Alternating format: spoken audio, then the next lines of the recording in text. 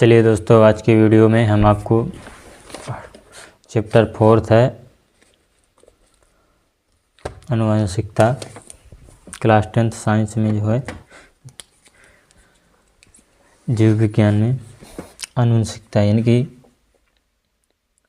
Mendel आनुवंशिकता के जनक जो हैं।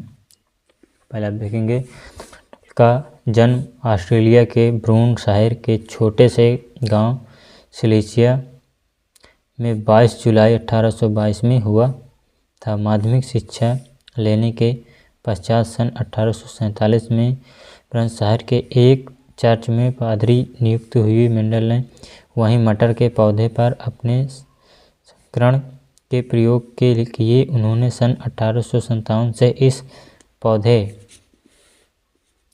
में 7 विपर्यासी विपरीत लक्षणों की वंशागति का अध्ययन किया। मेंडल के नियमों में प्रयुक्त शब्दावली जो है जीन या कारण। मेंडल के अनुसार सजीवों के प्रत्येक लक्षण का नियंत्रण कुछ कारकों या निर्धारकों द्वारा होता है। आधुनिक आनुवंशिक में इन्हीं कारकों को जीन कहा जाता है। जीन शब्द का प्रयोग सर्वप्रथम जो हसन ने किया। देखेंगे युग्म विकल्पी अथवा एलिलोमार्क। विपरीत लक्षणों वाले युग्मों को युग्म विकल्पी कहते हैं। जैसे टीटी बने हैं, युग्म में एक गुणसूत्र पर आर तथा दूसरे गुणसूत्र पर आर युग्म विकल्पी स्थित होता है।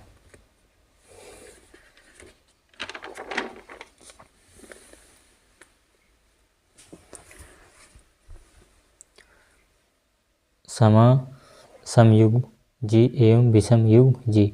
जब एक विपर्यासी लक्षण को नियंत्रित करने वाले दोनों जीन एक ही प्रकार के हों तो इसे समयुग्म जी कहते हैं। समयुग्मजी लक्षण शुद्ध होते हैं, किंतु जब विपर्यासी लक्षण करें नियंत्रित करने वाले दोनों जीन अलग प्रकार के हों तो इसे विषम युग्मजी कहते हैं। शुद्ध जाति ऐसे पौधे जो समान लक्षण वाले पौधे से उत्पन्न होते हैं वे शुद्ध जाति के पौधे कहलाते हैं। जैसे ये टीटी इधर बनी है, देखिए आर ऐसे। अब देखेंगे कर जाति जो होती है तो ये ऐसे पौधे जो भिन्न भिन्न लक्षणों वाले पौधे के संकरण से उत्पन्न होते हैं वे संकर जाति के पौधे कहलाते हैं। जैसे देखेंगे प्रभावी एवं अप्रभावी।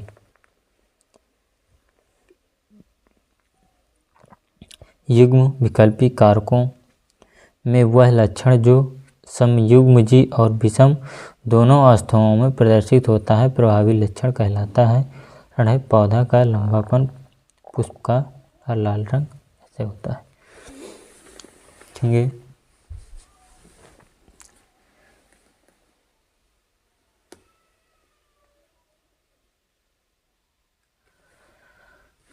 लक्षण प्रारूप एवं जीन प्रारूप। लक्षण प्रारूप जीव के विभिन्न दैहिक लक्षण जैसे आकार, आकृति एवं स्वभाव आदि को व्यक्त करता है। जीन प्रारूप जो है तो जीन प्रारूप जीव के जीनी संगठन को व्यक्त करता है जो कि उसमें विभिन्न दिखाई न देने वाले लक्षणों को भी निर्धारित करता है। संकर एवं संकरण। जब तुलनात्मक लक्षण वाले नर और मादा के मध्य निषेचन कराया जाता है तो इस क्रिया को संकरण कहते हैं और उससे उत्पन्न संतानों को कर कहते हैं। शुद्ध तांबे जैसे शुद्ध पौने होते हैं। अब देखेंगे एक कर संकरण। मेंडल ने अपने प्रयोग में एक समय में केवल एक तुलनात्मक आनुवंशिक लक्षण की वंशागति का अध्ययन किया। इसे एक संकरण कहते हैं। जैसे लाल पुष्प वाले तथा सफेद पुष्प वाले पौधे के मध्य संकरण।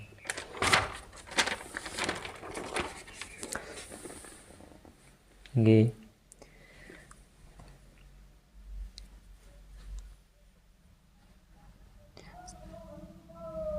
यहाँ से हम आपको द्विसंकर संकरण जो है बताएंगे। देखेंगे, जब दो तुलनात्मक आनुवंशिक लक्षणों को ध्यान में रखकर करण कराया जाता है तो इसे द्विसंकर संकरण कहते हैं। जैसे गोले व पीले बीज वाले पौधे का हरे व झुर्रीदार पौधे के साथ संकरण।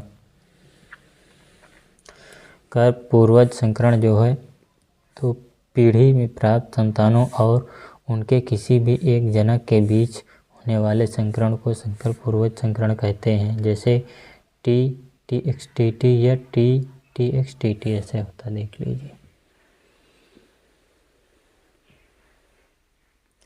में परीक्षण संकरण जो है, जब फोन पीढ़ी के विषम युग्मजीव संकरण का संकरण समयुग्मजीव अप्रभावित जीन के साथ होता है, इसे परीक्षण संकरण कहते हैं।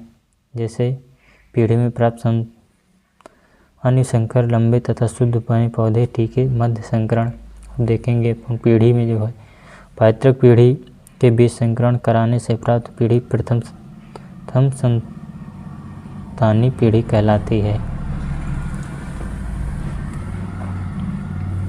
देखेंगे यहाँ से यानी दूसरी प्रथम संतानी पीढ़ी से प्राप्त जीवों के संकरण से प्राप्त पीढ़ी द्वितीयक संतानु पीढ़ी कहलाती है। देखेंगे पृथक्करण या युग्मों के शुद्धता का नियम। इस नियम के अनुसार किसी भी जीन युग्म के अवयव युग्मक निर्माण के समय एक दूसरे पृथक हो जाते हैं और एक युग्मक में जीन युग्म का एक ही जीन पहुंचता है, इसलिए इसे युग्मकों के शुद्धता का नियम भी कहते हैं। ये स्वतंत्र अपविहन का नियम। इस नियम के अनुसार दो या दो से अधिक संबंधित प्रभावी लक्षणों वाले पौधे के मध्य संकरण कराया जाता कि जीन युग्म के कारकों में स्वतंत्र रूप से होता है तथा अर्थात ही स्वतंत्र रूप से होकर जनकों के अन्य किसी भी जो है लक्षण के साथ संयोग न बनते हुए इन पीढ़ियों में जाते हैं। संकर संकरण द्वारा स्वतंत्र अपव्ययन के नियम की पुष्टि। देखेंगे, जब पीले गोल तथा हरे झुर्रीदार बीज वाले शुद्ध जनन पौधे में संकरण कराया जाता है तो प्रथम पीढ़ी में सभी संकरण पौधे पीले गोल बीज वाले होते हैं। इससे यह सिद्ध होता है कि बीजों का पीला रंग एवं गोल आकार प्रभावी गुण है तथा हरा रंग एवं झुर्रीदार आकार क्षण है। देखेंगे, मेंडल की सफलता के कारण जो है सफलता के आप यहाँ से कारण देखेंगे कि ये जो है मेंडल की सफलता के कारणों को दो प्रमुख शीर्षकों के आधार पर समझा जा सकता है। पहला है कार्य विधि के कारण सफलता। ये डल ने एक समय जब एक ही लक्षण के अध्ययन पर अपना ध्यान केंद्रित किया। स्वपरागण के लिए कुछ लंबे कुछ होते पौधे के पुष्प को पुंकेसर काट दिए। इस प्रक्रिया के संश्लेषण कहते हैं। देखेंगे, मटर के पौधे के चयन के कार्य सफलता जो है मटर का पौधा वार्षिक अतः इसका जीवन छोटा होता है जिससे कुछ ही समय में इसकी कुछ भी मिलती है। और पी नंबर में जो है मटर के पौधे में द्विलिंगी पुष्प पाए जाते हैं अर्थात नर व मादा एक ही पुष्प पर पाए जाते हैं। कहेंगे, आनुवंशिक लक्षणों की वंशागति का आणविक आधार। न्यूक्लिक अम्ल जो है किसी कोशिका के केंद्रक में पाए जाने वाले वे अम्लीय पदार्थ जो कोशिका के कार्यों का नियम करते हैं न्यूक्लिक अम्ल कहलाते हैं। न्यूक्लिक अम्ल मुख्यतः दो प्रकार के होते हैं जो है तो ये दो प्रकार के होते हैं। से देखेंगे, डेने इसकी खोज सन 1869 में जर्मन रसायन शास्त्री फ्रेडरिक स्चर ने की। उन्होंने मानव कोशिका में केंद्रक से एक सफेद द्रव्य संश्लेषित किया एवं न्यूक्लिइन नाम दिया। अब डीएनए की जो संरचना है उसको देखेंगे आप।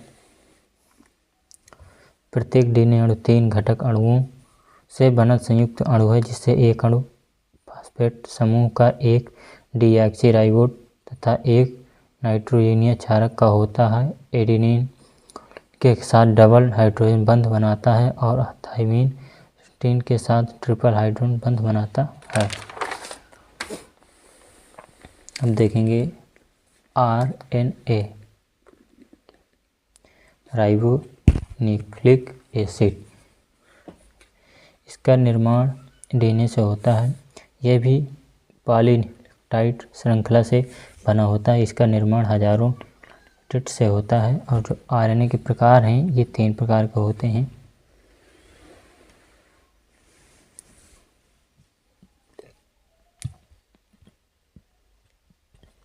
ये होता है rRNA जो होता है, तो ये कुल RNA का 80% होता है। ये प्रोटीन संश्लेषण हेतु स्थल प्रदान करते हैं। अब स्थानांतरण जो होता है RNA में, तो यह कुल RNA का 15% होता है। इसका मुख्य कार्य अनुवादन संश्लेषण क्रम में अमीनो अम्ल के अणुओं के पकड़कर राइबोसोम्स पर लाना है। जो संदेश वाहक होता है, तो ये यहाँ से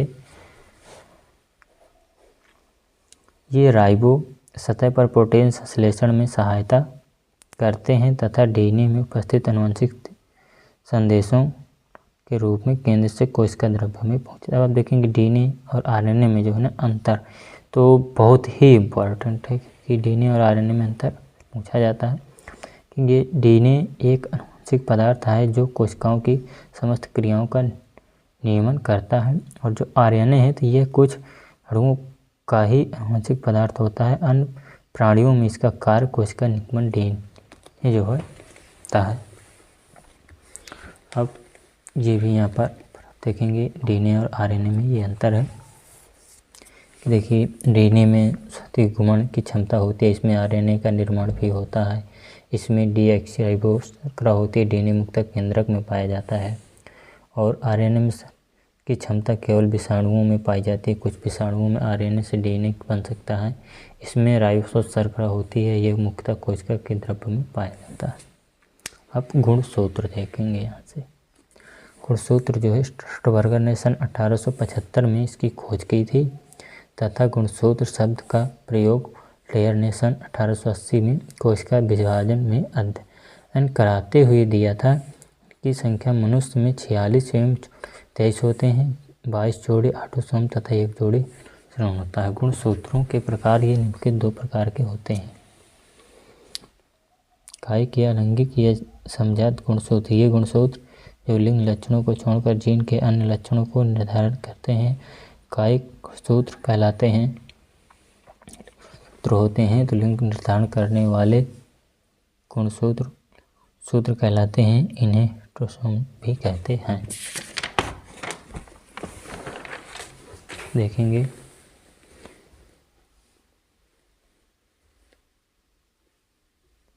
लिंग निर्धारण वह प्रक्रिया है जिसके द्वारा यह सुनिश्चित होता है कि एक लिंगी जंतुओं में लैंगिक जनन द्वारा उत्पन्न होने वाला नया प्राणी नर होगा या मादा। मनुष्य में लिंग निर्धारण, तो यहाँ से देखेंगे मनुष्य में लिंग निर्धारण की प्रक्रिया युग्मक जनन के दौरान प्रारंभ होती है। युग्मक जनन में अर्धसूत्री विभाजन से निर्मित होने के कारण प्रत्येक अंडाणु में 22 दैहिक तथा 1 लिंग गुणसूत्र होता है। स्त्री में बने हुए सभी युग्मक अंड 22+ गुणसूत्र वाले होते हैं, जबकि पुरुष में 2 प्रकार के युग्मक शुक्राणु 22+ Y गुणसूत्र वाले बनते हैं। निषेचन के समय नर जैसे प्राप्त शुक्राणु अथवा Y गुणसूत्र वाला अंड से मिलता है। इसके फलस्वरूप बने 44+ XXY 44+ XY गुणसूत्र हो जाते हैं। तो आशा करते हैं कि आज का वीडियो आपको पसंद आया होगा।